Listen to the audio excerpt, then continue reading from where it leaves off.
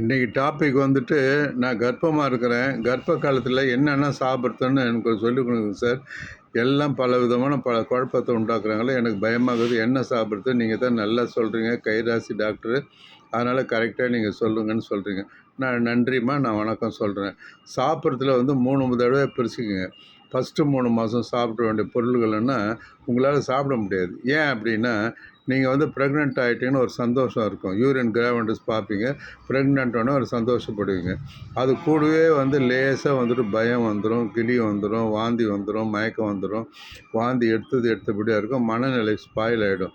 நான் எப்படி பிறக்க போகிறனோ, எந்த டாக்டர் அனுப்ப போகிறனோ, யார் இட்டுன்னு போகிறனோ, இந்த மாதிரி ரொம்ப குழப்பமாக ஆகிறதுனால நீங்கள் மெயினாக வந்து சாப்பிட எப்படின்னா நீர் ஆகாரம் தான் சாப்பிட்ணும். ஆர்டினரி கஞ்சி, மோர் கஞ்சி அது மாதிரி சாப்பிட்டு பால் வகையான பொருட்கள், மோர், தயிர், பால் அது மாதிரி நீர் வகையான உணவு சாப்பிட்டனாலே போதும். அது ரொம்ப வாந்தி இருந்துச்சுன்னா ஹைப்பர் எமிசிஸ் கிராவிடோரம்னு சொல்லுவாங்க. அதுக்கு வந்து நீங்கள் டாக்ஸினேட்னு ஒரு டேப்லெட் போட்டால் சரியாயிடும். இந்த 3 மாதம் ஆனவுடனே ஆட்டோமேட்டிக்காக அந்த மசகை வந்து கம்மியாயிடும். இது உலக ரீதியில் நார்மல். போட்டு பயப்படாதீங்க. புக்குங்க 1000 சொல்லுவோம். டீஹைட்ரேஷன் வந்துடும், எலக்ட்ரிலிட்டி இம்பேலன்ஸ், அதெல்லாம் காதில் வாங்காதீங்க. நீங்கள் நல்லா தண்ணி சாப்பிடுங்க, பால் ப்ராடக்ட் சாப்பிடுங்க, கொஞ்சம் விட்டமின் சாப்பிடுங்க. ஓகேங்களா? ரைட். இப்போ 2வது 6 டு 3 டு 6 வந்துட்டீங்க. 3 டு 6 வந்து இந்த சாப்பாடு வேறு. இப்போ ஏன்னா உங்கள் கூடவே வந்து உயிர் வளருது இல்லையா? கூடவே உயிர் வளர்றதுனால அதுக்கு வந்து கரெக்டான உணவு தேவணும். நீங்கள் கர்ப்ப காலத்தில் சாப்பிட்ற உணவு தான் உங்கள் குழந்தைய அறிவாளியாக, புத்திசாலியாக, நல்ல படிப்பாளியாக பண்ணி ஒரு கலெக்டராகவோ இல்லை ஒரு வக்கீலாக வர மாதிரி புத்திசாலித்தனம் வளர்க்குறது உணவு. அந்த நேரத்தில் கரெக்டாக சாப்பிடுங்க. சில தாய்மார்களும், சார் எனக்கு ஃபுட்டு இல்லை சார், அது இல்லை சார், இது இல்லை சார், நல்ல விட்டமின் இல்லை, அப்படி இப்படிலாம் ஒன்றுமே பயப்படாதீங்க. நீங்கள் சாப்பிட்றீங்களே அதை வந்துட்டு கரெக்டாக சாப்பிடுங்க. சரிவிதமாக சாப்பிடுங்க. என்ன சாப்பிட போகிறீங்க? சிபிஓ. சின்னா கார்போஹைட்ரேட்டு, அதை சாப்பிடுங்க. ப்ரோட்டீன் சாப்பிடுங்க. ஆயில் வந்துட்டு கொஞ்சம் சாப்பிடுங்க. இந்த 3ம் சரிவிதமாக சாப்பிட்டாலே உங்களுக்கு போதுமானது. ஆனால் இந்த நேரத்தில் என்ன வரும்னா, இந்த விட்டமின் குறைபாடுகள்லாம் இருந்துச்சுன்னா உங்களுக்கு பைக்கான ஒரு நோய் வந்துடும்.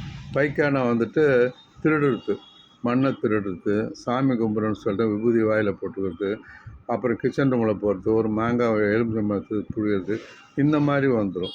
நீங்கள் சரிவிகித உணவு சாப்பிட்டுட்டு கொஞ்சம் விட்டமின்ஸ்லாம் சாப்பிட்டுக்கிட்டிங்கன்னா கரெக்டாக இருக்கும். அதே மாதிரி கூட ஒரு ஃபோலிக் ஆசிட் போட்டுக்கணும். ஃபோலிக் ஆசிட் தான் ரொம்ப நல்லது. அது சாப்பிடுங்க.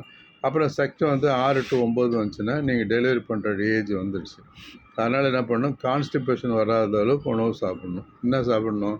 உங்கள் விட்டமின்ஸ், ஃபோலிக் அமிலம் சாப்பிடுங்க, கீரைகள் சாப்பிடுங்க, காய்கறிங்க சாப்பிடுங்க, அதே மாதிரி சில விட்டமின்ஸை சாப்பிடுங்க.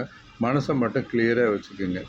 6 மாதம் நான் என்னை காப்பாற்றின கடவுளே, இன்னும் 3 மாதத்தில் நல்ல குழந்தை டெலிவரி பண்ணணும், எனக்கு நார்மலாக தான் பிறக்கணும், டெலிவரி பிறக்கக்கூடாது அப்படின்னு நீங்கள் நினைக்க காலையில் எழுந்தோடனையும் நீங்கள் இதை தான் நினைக்கணும். அப்போ என்ன ஆகும்னா, மூளையில் வந்து ஆக்சிடோசின்னு ஒரு அமிலம் இருக்கும். அந்த ஆக்சிடோசின்ற ஒரு ஹார்மோன் வந்துட்டு நேராக வந்துட்டு உங்களுக்கு டெலிவரி பண்ணுறதுக்கு நார்மல் ஹெல்ப் பண்ணணும். நீங்கள் வந்து அழுமூஞ்சி மாதிரி வந்து என்ன பண்ணணும், ஏது பண்ணணும், டெலிவரி எப்படி பண்ணுவோம், என்ன நடக்குமோ, அம்மா வீட்டுக்கு போகணும், அப்பா வீட்டுக்கு போகணும், பணம் இருக்கும், இந்த மாதிரி வந்துட்டு ஒரு டிஃப்ரெண்ட்டாக யோசிச்சிங்கன்னா டெலிவரி கஷ்டமாயிடும். டாக்டருங்க வந்து சிசேரியன் பண்ணி எடுத்துருவாங்க. அதனால் கர்ப்பமானதுலேருந்து கர்ப்பம் டெலிவரி ஆகிறதுக்கு நீங்கள் ரொம்ப ஸ்பெஷல்லாம் வேணாம்.